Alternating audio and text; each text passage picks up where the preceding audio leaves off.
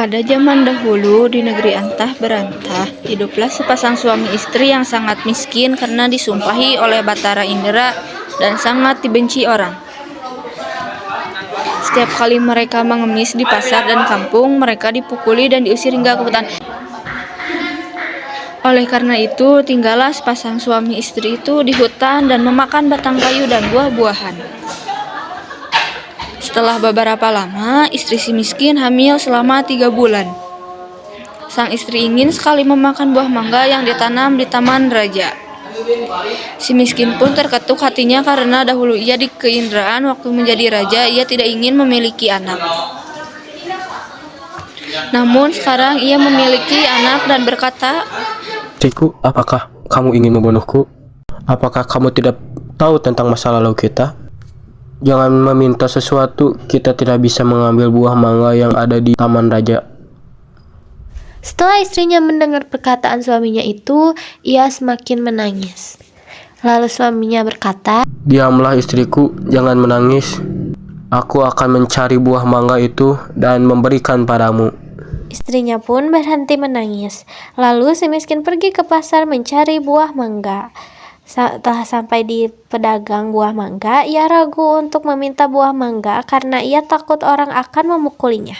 Pedagang buah mangga pun bertanya, "Hai miskin, apa yang kamu inginkan?" "Jika Tuhan mempunyai balas dan kasihan, berikanlah saya sebiji buah mangga yang sudah busuk, Tuhan." orang yang berada di pasar pun menjadi iba karena mendengar kata-kata si miskin itu. Lalu, orang yang berada di pasar tersebut memberikan si miskin buah mangga, makanan, dan bahkan pakaian serta buah-buahan lainnya. Si miskin pun heran karena biasanya ia diusir, dipukul, hingga dilempari kayu dan batu. Setelah ia berpikir seperti itu di dalam hatinya, ia pun pergi ke hutan untuk menemui istrinya. "Istriku, ini buah mangga, makanan, pakaian, dan beberapa buah-buahan." Kemudian istrinya menginjak-injak apa yang diperoleh si miskin tersebut sambil menceritakan apa yang terjadi.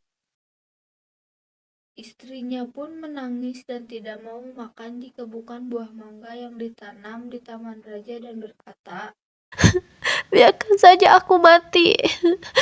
si miskin pun sangat terpukul melihat perbuatan istrinya. Kemudian ia pergi menghadap Maharaja Indradewa yang saat itu sedang mengadakan pertemuan raja. Lalu ia masuk ke dalam dan Baginda Raja pun berkata, "Hai miskin, apa yang kamu inginkan?" Si miskin pun menjawab sambil bersujud, "Tuanku, ampunilah hamba. Hamba datang ke sini juga meminta buah mangga yang sudah jatuh ke tanah, Tuanku." "Apa yang ingin kau lakukan dengan buah mangga itu?" "Untuk dimakan, Tuanku." "Tolong ambilkan setangkai buah mangga untuk si miskin ini." Kemudian diambilkanlah buah mangga tersebut untuk si miskin yang sedang sujud kepada Baginda Raja.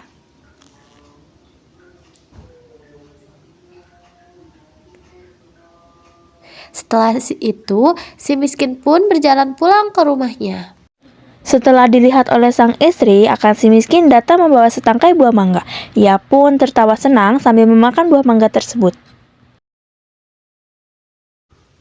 3 bulan kemudian, sang istri menangis ingin makan buah nangka yang ditanam di taman raja. Dengan cara yang sama, si miskin pun mendapatkan buah nangka yang ditanam di taman raja untuk istrinya yang sedang mengidam itu. Selama istri si miskin hamil, banyak makanan, pakaian, beras, dan peralatan yang diberikan kepadanya. Yang baik dan tepat pada malam hari 14 bulan itu, bulan bersinar terang. Kemudian pada waktu itu juga, istri si miskin melahirkan seorang anak laki-laki yang sangat baik dalam penampilan dan tampan. Anak itu diberi nama Marakarma, yang artinya anak di dalam kesulitan. Dengan takdir Allah Subhanahu wa Ta'ala melimpahkan kepada hambanya, si miskin pun menggali tanah untuk membuat tempat tinggal untuk keluarganya. Ketika ia menggali tanah untuk menancapkan tiang, ia menemukan telaju besar yang berisi banyak emas. Istrinya pun datang untuk melihat dan berkata, Wah, emas ini tidak akan habis sampai anak cucu kita, suamiku. Ia pun menjadi kaya dan membeli barang-barang kebutuhannya, seperti kendi, utar-utar, pelana kuda, keris, dan sebagainya.